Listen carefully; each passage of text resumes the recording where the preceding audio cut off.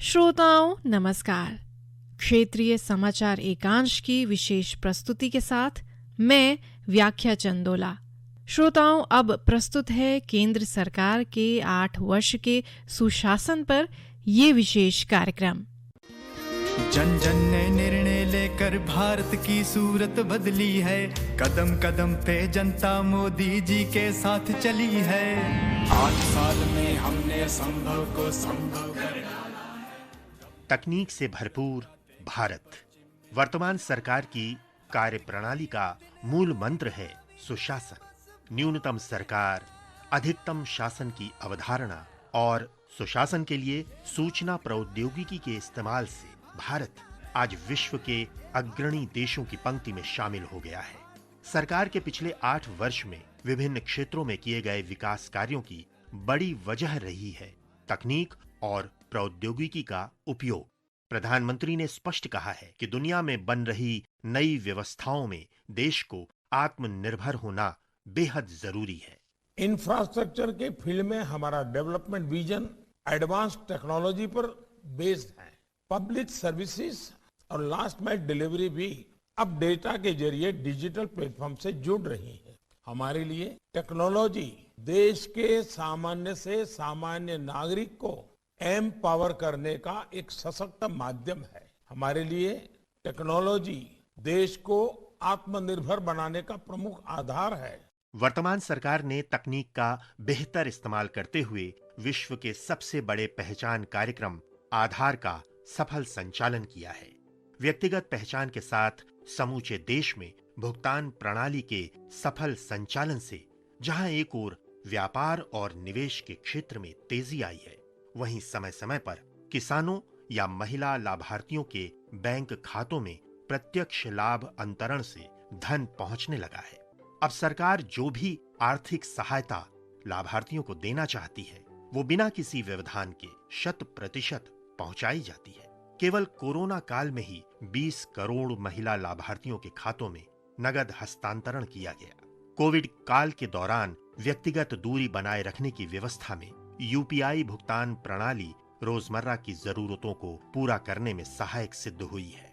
UPI प्रणाली का उपयोग करने वाले अमित का कहना है कि इस व्यवस्था से लेन देन में आसानी हुई है। मेरा छोटा सा स्टेशनरी का काम है जिसमें मैं काफी टाइम से काम कर रहा हूँ, लेकिन पिछले कुछ टाइम से जैसे मैं यूपीआई का इस्तेमाल कर रहा हूँ, की वजह से मुझे काफी सारी सुविधाएं हो रही हैं। जैसे लोग आते थे पहले तो उनके पास कभी चेंज नहीं हुआ या बड़ा नोट हुआ तो उससे मुझे बड़ी दिक्कत होती थी। मैं उनसे यूपीआई के थ्रू पैसा ले लेता हूँ जो मेरे सीधा अकाउंट में चला जाता है, और इनकेस अगर मुझे किसी को देना होता है तो मैं भी यूपीआई से उनको ट्रांसफर कर देता हूँ, और जिसकी वजह से मुझे काफी सुविधा हुई और बैंक में जाना और लाइन लगाना और इन सब चीजों से मुझे काफी फायदा हुआ।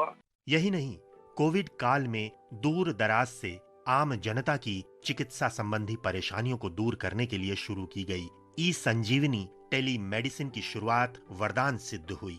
कोविड काल में महामारी की आपदा से निपटने के लिए कोविन पोर्टल की शुरुआत की गई। इससे देश के प्रत्येक नागरिक को टीकाकरण की सुविधा ही नहीं बल्कि तत्काल पंजीकरण और प्रमाण पत्र जारी करने जैसे महत्वपूर्ण कार्य बिना किसी बाधा के संपन्न किए गए।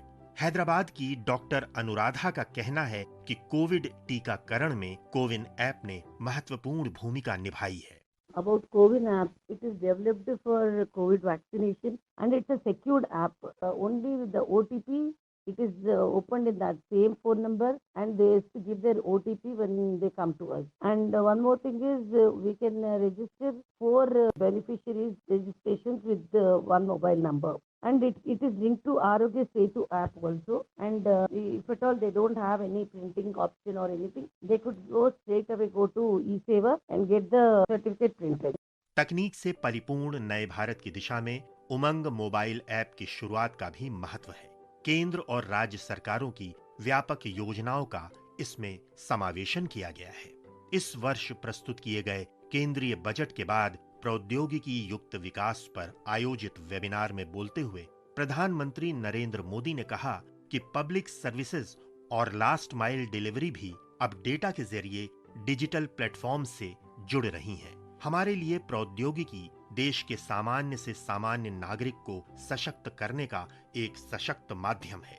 श्री मोदी ने कहा कि हमारे लिए प्रौद्योगिकी देश को आत्मनिर्भर बनाने का प्रमुख आधार है। आज भारत में जिस तरह टेक्नोलॉजी को गुड गवर्नेंस के लिए गवर्नेंस सुधारने का एक आधार बनाया जा रहा है, वो अपने आप में जन सामान्य को एम्पावर कर रहा है। यह अभूतपूर्व है। डिजिटल इंडिया अभियान ने भारत के सामान्य मानवी को डिजिटल टेक्नोलॉजी से कनेक्ट करके देश की ताकत अनेक गुना बढ़ा दी है। अब हम भलीभांति जानते हैं, हमारा देश गर्व के साथ कह सकता है 130 करोड़ आधार नंबर, 118 करोड़ मोबाइल सब्सक्राइबर्स, लगभग 80 करोड़ इंटरनेट यूजर, करीब 43 करोड़ जनधन बैंक खाते, इतना बड़ा कनेक्टेड इंफ्रास्ट्रक्चर दुनिया में कहीं नहीं है। ये डिजिटल इंफ्रास्ट्रक्चर राशन से लेकर प्रशासन तक हर एक को तेज और पारदर्शी तरीके से सामान्य भारतीय तक पहुंचा रहा है। आयुष्मान भारत डिजिटल मिशन के अंतर्गत 22 करोड़ आयुष्मान भारत स्वास्थ्य खाते शुरू किए गए।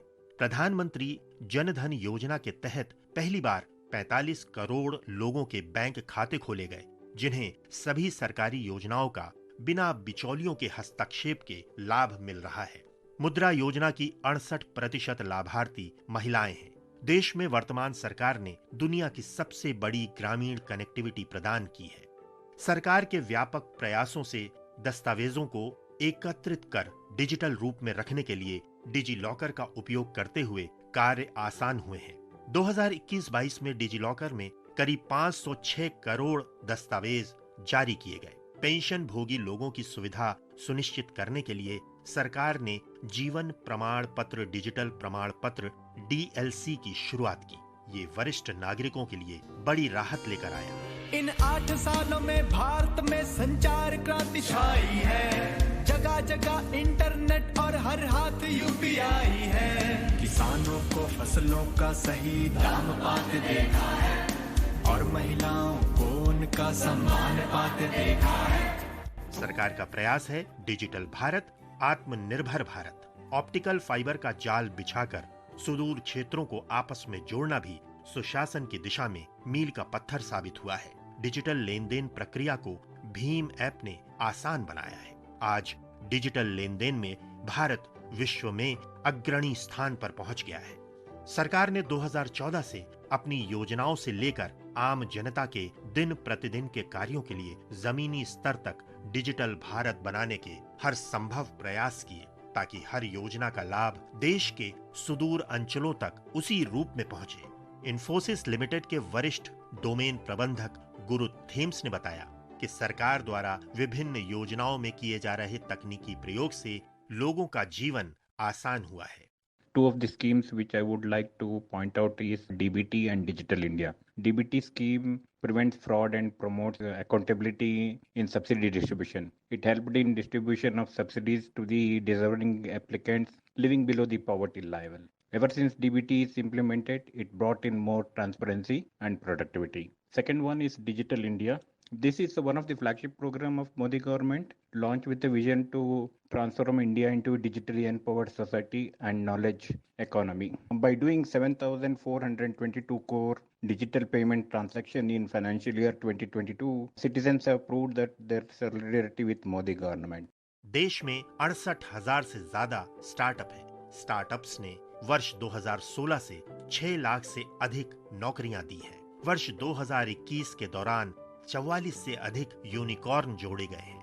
अप्रैल 2022 तक 15 और यूनिकॉर्न जोड़े गए हैं। देश में अब 100 यूनिकॉर्न हैं। आकाशवाणी से बात करते हुए नोएडा में स्टार्टअप के संस्थापक सुब्रत कार ने कहा, बहुत सारे ऐसे स्कीम्स एंड इनिशिएटिव्स जो गवर्नमेंट ने लिए जिससे स्टार्टअप्स को भी फायदा नहीं हुई है, but MSME the entire business community को भी फायदा हुई है। और खासकर जो न्यू एज एंटरप्रेन्योर लोग हैं, जो लोग न्यू इकोनॉमी में काम करते हैं, आई थिंक डिजिटल इंडिया की पूछ के वजह से इस टाइप की जो न्यू बिजनेस मॉडल बेस्ड जो स्टार्टअप है उनको काफी फायदा हुई है। चाहे आप इंडियन डिजिटल पेमेंट्स की बात करें, यूपीआई की बात करें, या तो आधार एनेबल्ड सर्विसेज की बात करें, सबको ही फायदा हुआ है। सरकार के कार्यकाल के 8 वर्ष में सेवा, सुशासन और गरीब कल्याण की राह प्रौद्योगिकी के इस्तेमाल से भी जुड़ी है। तकनीक के बेहतर इस्तेमाल के लिए सरकार ने अनेक प्रकार के विकल्प प्रस्तुत किए हैं। देश में घरेलू इलेक्ट्रॉनिक उत्पादन के लिए सरकार ने PLI योजना के तहत 40,995 करोड़ रुपयों का आवंटन किया है। वर्तमान सरकार के अथक परिश्रम का ही परिणाम है कि रिकॉर्ड संख्या में अंतरिक्ष अभियान संचालित किए गए हैं। 2014 से पहले प्रतिवर्ष किए जा रहे अंतरिक्ष अभियानों में करीब 2 गुनी बढ़ोतरी हुई है। एक PSLV उड़ान से रिकॉर्ड 104 उपग्रहों का प्रक्षेपण किया गया। स्वामित्व योजना के अंतर्गत ड्रोन के प्रयोग से जमीन की पैमाइश का कार्य सफलतापूर्वक किया जा रहा है। कोविड महामारी के दौरान ड्रोन के इस्तेमाल से आवश्यक दवा तथा अन्य सामग्री का परिवहन सुनिश्चित किया गया है। किसानों की सहायता के लिए सरकार के लगातार प्रयासों में किसान रथ मोबाइल ऐप भी शामिल है, जो किसान, उत्पादक संगठन और व्यापारियों को अपने उत्पादों की ढुलाई के लिए वाहन किराए पर लेने की सुविधा देता है। ये हिंदी और अंग्रेजी सहित 10 भारतीय भाषाओं में किसानों का सहयोगी है। किसान रथ मोबाइल ऐप में 5,84,000 किसान, किसान संगठन, सेवा प्रदाता और व्यापारी पंजीकृत हैं। केंद्रीय कृषि और किसान कल्याण राज्य मंत्री कैलाश चौधरी ने कहा कि किसान रथ मोबाइल ऐप के जरिए किसानों और व्यापारियों को काफी लाभ मिला है। किसान रथ ऐप के अंदर लगभग 5.5 लाख ट्रक्स और कस्टम हायरिंग सेंटर जुड़े हुए हैं और हम आने वाले समय में इसमें और संख्या बढ़ाने जा रहे हैं। इस ऐप से हमें कई तरह के लाभ होंगे। इससे व्यापारी को भी लाभ है, किसान को भी लाभ होगा और ट्रक के ड्राइवर को भी इससे लाभ होगा और ट्रांसपोर्टर्स को भी इससे लाभ मिलने वाला है। तेलंगाना के किसान करुणाकर रेड्डी का कहना है कि ई-नैम के माध्यम से उन्हें अपने उत्पाद बेचने में आसानी हो गई है और उन्हें अपनी उपज का उचित मूल्य भी मिल रहा है। मेरे पास 12 एकड़ जमीन है जिसमें धान, चना और कपास की खेती करता हूँ। पहले मैं अपने उत्पाद को बाजार में बेचता था, जहां बिचौलियों के कारण काफी नुकसान होता था और इससे फसल बेचने में भी देरी होती थी। ई-नाम के आने से मुझे काफी मदद मिला है। मैं अब आसानी से अपने उत्पाद उचित मूल्य पर बेच रहा हूं। ई-नाम से बेचने का तरीका बहुत आसान है। सरकारी खरीद में भ्रष्टाचार को खत्म करने के लिए government e-market place GEM portal अगस्त 2016 में लॉन्च किया गया था। आज 40 लाख से ज्यादा कारोबारी इससे जुड़े हुए हैं। वाणिज्य और उद्योग मंत्री पीयूष गोयल ने कहा कि जेम दुनिया में सबसे तेजी से बढ़ने वाला सरकारी ई-मार्केट प्लेस है। जेम का लाभ government e-market place and it's truly a GeM.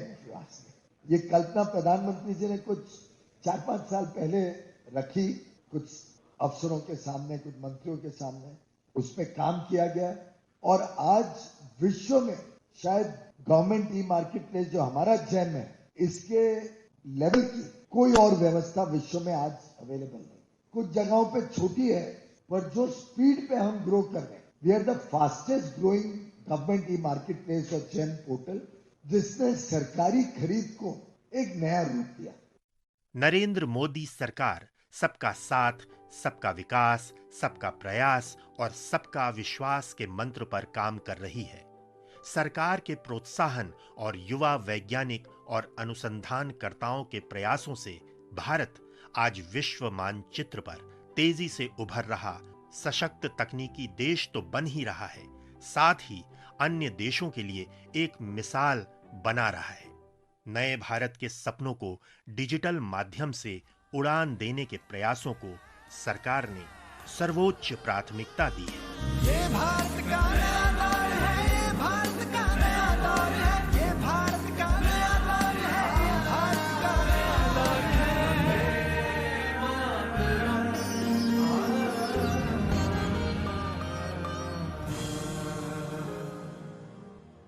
श्रोताओं, ये आप सुन रहे थे केंद्र सरकार के 8 वर्ष के सुशासन पर विशेष प्रस्तुति। श्रोताओं, आज के कार्यक्रम में इतना ही। कल मिलेंगे नई कड़ी के साथ। नमस्कार।